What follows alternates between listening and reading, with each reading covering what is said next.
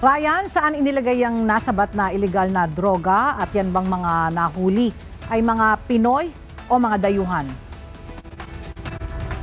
Kailan nakita ito sa kanilang mga bagahe. At yung isa ay Pilipino, yung isa naman ay Canadian.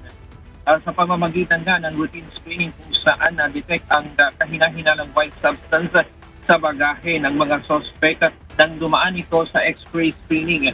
Ang unang nasabat, isang 25 taong gulang na Pilipino. Bumiyahe ito, mula Toronto, Canada at may connecting flight sa Hong Kong. Tumambad sa mga X-ray screener ang kaduda-dudang hugis sa loob ng isang blue na maleta bandang alas 7 ng umaga kahapon. Nang pinabuksan ito, lumitaw ang 5 plastic bag na nakabalot sa foil at duct tape. Mahigit 21 kilo ng puting kristal ang nakita na kalaunan ay natukoy na methamphetamine hydrochloride o shabu. Tinatayang nagkakahalaga ito ng 139.7 million pesos. Nasabat o pagsapit naman ng hapon, isa pang kahina-hinalang bagahe ang nakita ng mga otoridad. Sa pagkakataong ito, pag-aari naman ng isang Canadian female passenger.